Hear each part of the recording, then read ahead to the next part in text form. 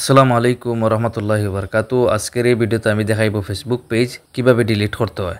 আগে ডিলিট করার প্রসেসটা খুব সহজ ছিল, এখন একটু আপডেট হওয়ার কারণে চেঞ্জ হয়ে গেছে। তো পেজটি ডিলিট করার জন্য সর্বপ্রথম ফেসবুক অ্যাপ্লিকেশনটা ওপেন করে নেবেন। অ্যাপ্লিকেশনটা ওপেন করার বাদে আপনারা যে পেজটা ডিলিট করতে চান পেজটা এখানে লগ ইন করে নিয়ে নেবেন। এরপর প্রোফাইল লোগোতে ক্লিক করে দিয়ে দিবেন। প্রোফাইল লোগোতে ক্লিক করার বাদে একটু স্ক্রল ডাউন করে নিচে আসবেন। তো এখানে একটা অপশন দেখতে পারবেন, সেটিং এন্ড প্রাইভেসি হয়ে একটা অপশন আছে, এটাতে ক্লিক করে দিয়ে দিবেন। এটাতে ক্লিক করার বাদ দেখবেন আর একটা নিচে অপশন দেবেন সেটিংস হয়ে, এটাতে ক্লিক করে দিয়ে দিবেন। এটাতে ক্লিক করার বাদ আপনারা সামনে এরকম ইন্টারফেসটা ওপেন হইব। একটু স্ক্রল ডাউন করে একবারে ফিরিয়ে নিচে আসবেন। তো নিচে আসার বাদে একটা অপশন দেখবেন, এখানে অ্যাক্সেস এন্ড কন্ট্রোল হয়ে একটা অপশন আছে, এটাতে ক্লিক করে দিয়ে দিবেন। এখানে ক্লিক করার সাথে সাথে আপনারা সামনে আরেকটা ইন্টারফেস এরকম ওপেন হইব। এখানে তিনটা অপশন দেখতে পারবেন। তো একদম নিচে একটা অপশন দেখতে পারবেন, এখানে ডিলিট পেজ হয়ে একটা অপশন আছে, এটাতে ক্লিক করে দিয়ে দিবেন। তো নিচে দেখবেন আরেকটা অপশন আছে, এখানে কন্টিনিউ হয়ে এটাতে ফিরে ক্লিক করে দিয়ে দিবেন। কন্টিনিউতে ক্লিক করার বাদে আপনারা সামনে আরেকটা ইন্টারফেস এরকম ওপেন হইব।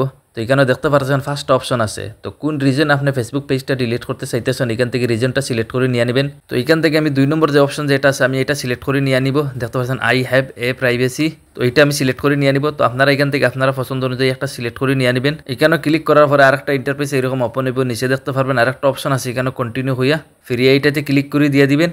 এটাতে ক্লিক করার বাদে আরেকটা ইন্টারফেস এরকম ওপেন হইব, দেখতে পারতেছেন এখানে। তো নিচে দেখতে পারবেন আরেকটা অপশন আছে কন্টিনিউ হয়ে ফিরে এটাতে ক্লিক করে দিয়ে দিবেন। এখানে ক্লিক করার বাদে আপনারা যে পাসওয়ার্ড যেটা আছে পেজের, এখানে পাসওয়ার্ডটা দিয়ে দিবেন। তো এখান থেকে আমি আমার পাসওয়ার্ডটা দিয়ে দিব। তো পাসওয়ার্ডটি দেওয়ার পরে নিচে দেখবেন কন্টিনিউ হয়ে একটা অপশন আছে, এটাতে ফিরে ক্লিক করে দিয়ে দিবেন।